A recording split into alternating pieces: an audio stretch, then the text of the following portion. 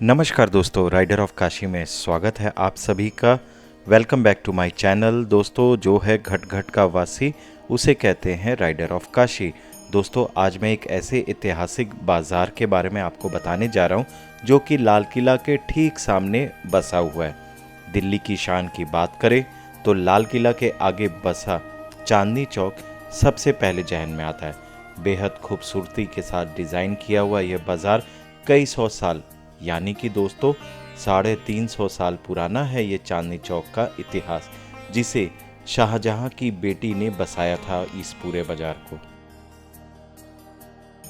दिल्ली दिल वालों की है दोस्तों, और इसके दिल में कई सारी धड़कनें हैं, जिसमें से एक दिल धड़कता है जैसे ऊंची और ऐतिहासिक इमारतें, पुराने और ऐतिहासिक बाजार, मकबरा, गेट और कई ऐसे एम्बियंस है जो कि यहाँ पर आपको मिलेगा।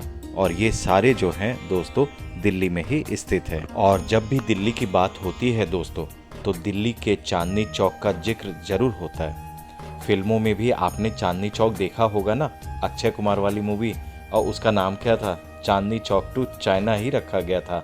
तो चांदनी चौक की बात ही निराली है दोस्तों।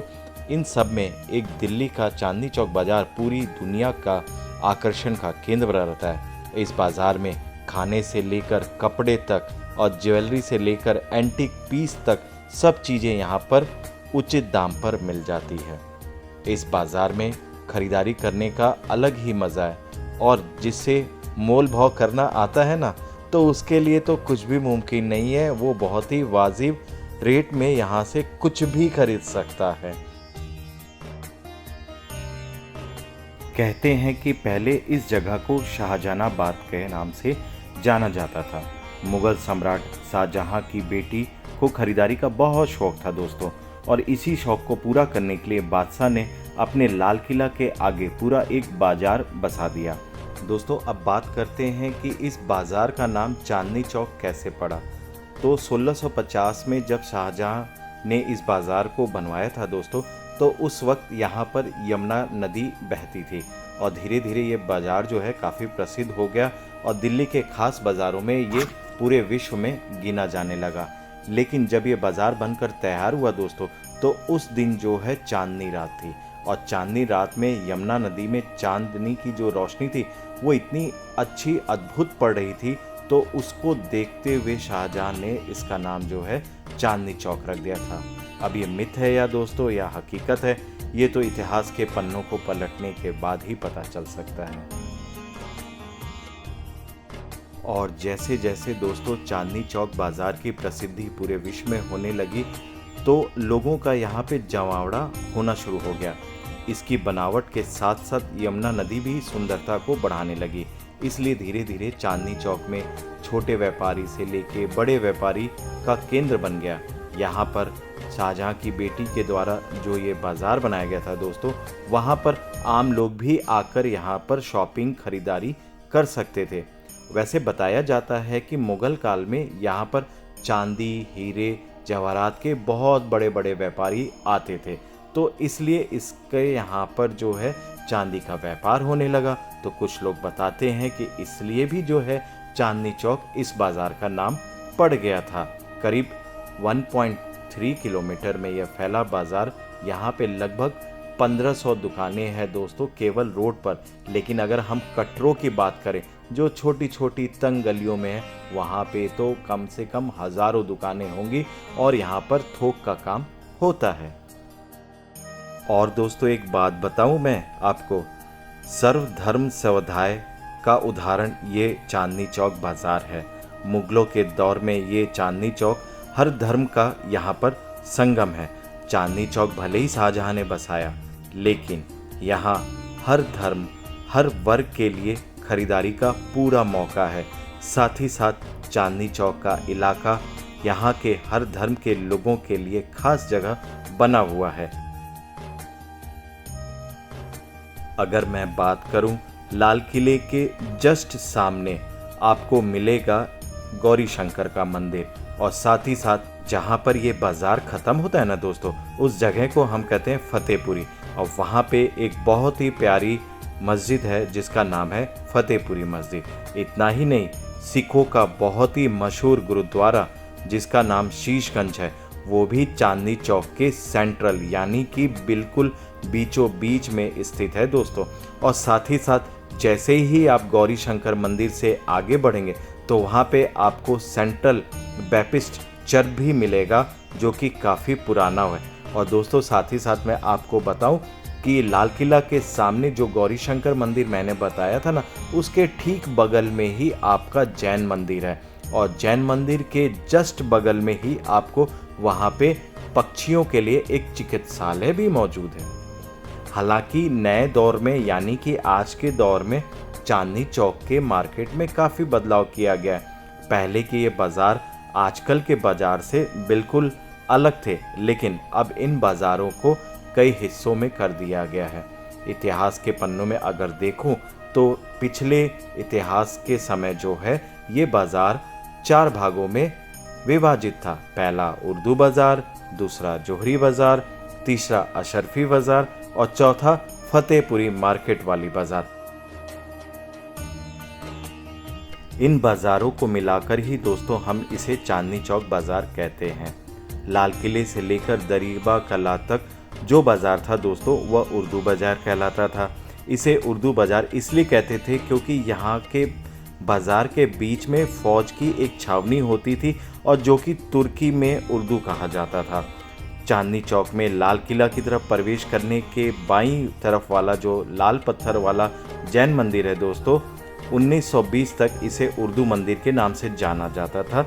आगे बढ़ेंगे तो आपको दरिबा कला आता है जहाँ पे आप जानते हैं देसी घी में बना हुआ जलेबी मिलता है। आप गए भी होंगे, खाए भी होंगे दोस्तों, तो उसे जलेबी वाली गली भी कहा जाता था। दरिबा कला से शुरू होते ही दोस्तों आगे हम बढ़ेंगे तो शीशगंज गुरुद्वारा आ जाता है। चांदनी चौक का फाउंटेन चौक, स्वर्ण गुंबदों वाला शीशगंज गुरुद्वारा। दोस्तों लगता है घूम घूम के हम लोग थक चुके हैं, तो आइए चलते हैं पराठे वाली गली में। और ये गली जो है काफ़ी पुरानी है दोस्तों, और यहाँ पे कई ऐसी दुकानें हैं जिनको 100 साल हो चुका है। यहाँ पे खाने पीने के लिए आपको कई प्रकार के पराठे मिल जाएंगे, साथ ही साथ मीठी लस्सी मिल जाएगी। और आप ये देख सकते हैं पराठे को जो यहाँ पे जो है फ्राई कर दिया जाता है देसी घी में, और उसके बाद आप यहाँ पे चाट, टिक्की, भल्ले, पापड़ी, बहुत कुछ खाने के लिए यहाँ पे उपलब्ध रहता है। तो आप ज़रूर आएँ पराठे वाली गली। उसके बाद दोस्तों हम निकल पड़े थे टाउन हॉल के लिए, और ये सकरी गलियों से होते हुए जो है हम निकल पड़े थे। लेकिन दोस्तों बताना चाहूँगा कि चांदनी चौक को तो बाहर से चमका दिया गया है, लेकिन अंदर की गलियाँ अभी ज्यों की त्यों बनी हुई है। मेन रोड ऊंची कर दी गई है, अंदर की गलियों में सीवर की दिक्कत होती है जो कि मैंने देखा था। तो इसलिए मैं सरकार से कहूँगा कि वो ज़रूर इन गलियों को ठीक कराएं। गलियों से निकलने के बाद दोस्तों मैं एक प्राचीन हनुमान मंदिर के पास पहुंच चुका था जो कि सड़क के बीचों बीच था, और यहाँ पर जो है शाम को लोग आकर बैठते हैं, बातचीत करते हैं। उसके अलावा यहाँ पर जो है कई पुरानी हवेलियाँ आपको दिख जाएंगी।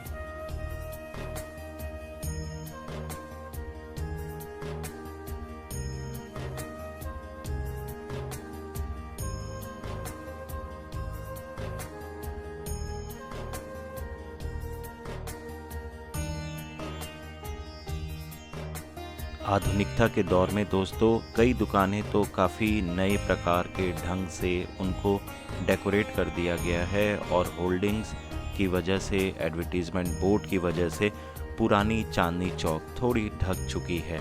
लेकिन कोशिश किया गया है इसको पुराने दौर की तरह रखा जाए, पर आज के चकाचौंध में जो है कि ये ढक चुका है, थोड़ा विलुप्त होता जा रहा है। अभी मैं पहुंच चुका हूं टाउन हॉल के चौक के पास। यहाँ पे आप दाएं साइड में देख सकते हैं ये टाउन हॉल है। सामने आपको नई सड़क दिख जाएगा दोस्तों। यहाँ पर जो है किताबें थोक के भाव में मिलती है। वैसे मैं बता दूं चांदनी चौक जो है थोक वाला ही मार्केट है, चाहे आप किनारी बाज़ार चले जाएं, मोती बाज़ार चले जाएं या मीना बाज़ार चले जाएं।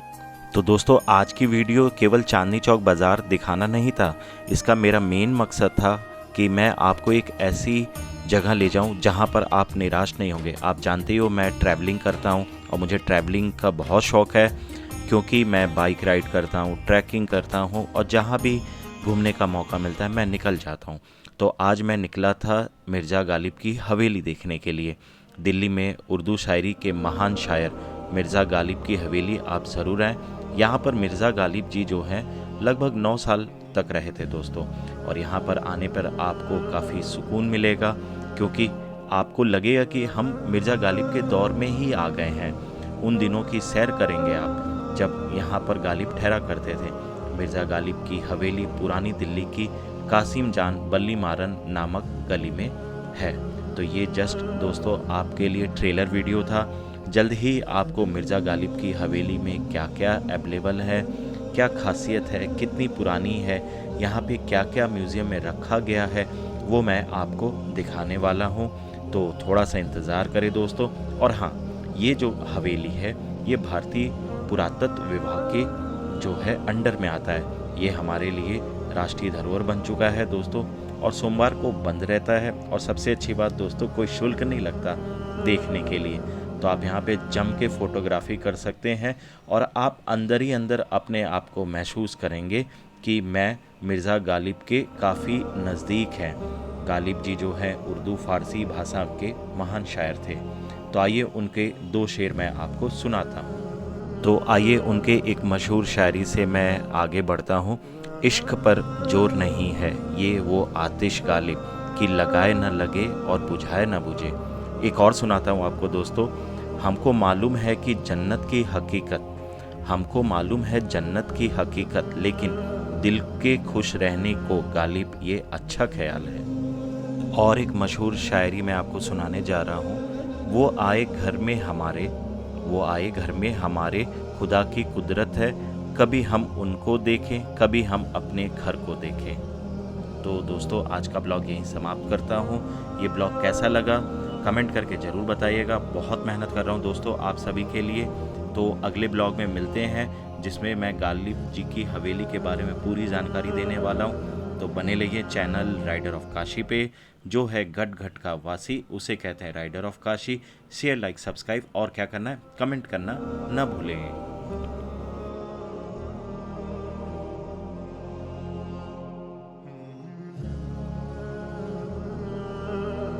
शाबाश बेटा, बहुत